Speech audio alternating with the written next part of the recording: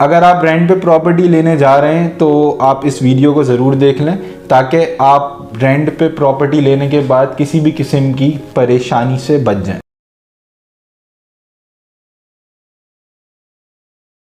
अस्सलाम वालेकुम, this is Afnan Ahmad Siddiqui from the property inspire. बात करेंगे रियल इस्टेट न्यूज़ पे, मार्केट की करंट सूरत हाल पे, मार्केट के बड़े स्कैम्स के ऊपर और जो अपकमिंग रियल इस्टेट से रिलेटेड न्यूज़ हैं उसके बारे में बात करेंगे हम यहाँ पे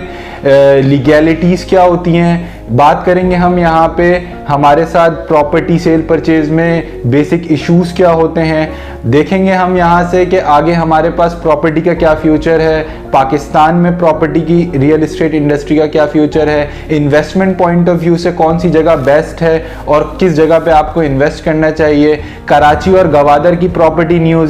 आगे की अपडेट्स और जो हुकूमती मंसूबे हैं, इन सब के बारे में हम इस चैनल के ऊपर बात करेंगे। आज के इस एपिसोड में हम बात करेंगे जब आप एज अ बायर या एज अ वेंडी जब आप किसी प्रॉपर्टी को रेंट पे ले रहे होते हैं तो कौन से बेसिक पॉइंट्स हैं जिनको आपने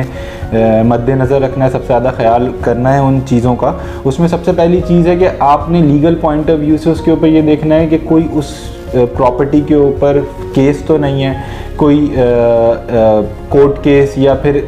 किसी भी तरह का कोई सूट फाइल तो नहीं हुआ हुआ। सबसे इम्पॉर्टेंट पॉइंट ये है जो कि आपने प्रॉपर्टी को रेंट पे लेते हुए देखना है। दूसरा पॉइंट जो आपने देखना है कि प्रॉपर्टी के ऊपर किसी भी किस्म का कोई लोन तो नहीं है, और अगर उस प्रॉपर्टी के ऊपर जो आपका ऑनर है उसने किसी भी किस्म का कोई बैंक लोन लिया हुआ है तो आपने उसकी स्टेटमेंट चेक करनी है कि कहीं वो उस लोन पे डिफ़ॉल्ट पे तो नहीं है, डिफ़ॉल्टर तो नहीं है, उसकी जो पेमेंट शेड्यूल है, जो उसकी अदायगी है वो ऑन टाइम है। क्योंकि अगर आप किसी डिफ़ॉल्ट प्रॉपर्टी को रेंट पे ले लेते हैं और उसके बाद आपके पास कोई बैंक या कोई भी थर्ड पार्टी आके उसमें अमल दखल करती है तो वो आपके लिए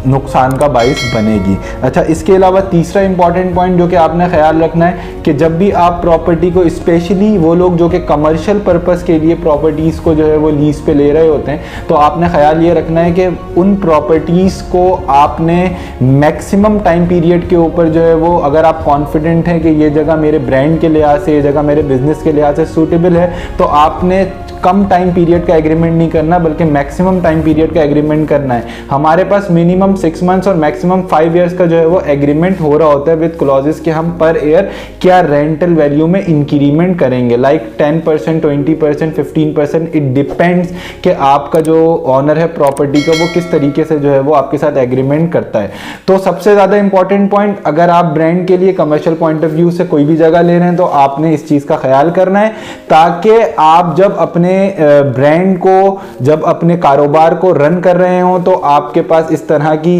ब्लैकमेलिंग जो कि मार्केट में हो रही होती है, जैसे ही आपने बिजनेस स्टेबल किया आपके पास ऑनर पहुंच जाता है, बोलता है आप रेंट बढ़ा दें, ये कर दें, वो कर दें, जिसकी वजह से आप जो है वो बड़ा परेशान हो जाते हैं। तो आपने ये मेन पॉइंट्स का ख्याल रखना है जब आप कोई प्रॉपर्टी रेंट पे ले रहे हो। इसके अलावा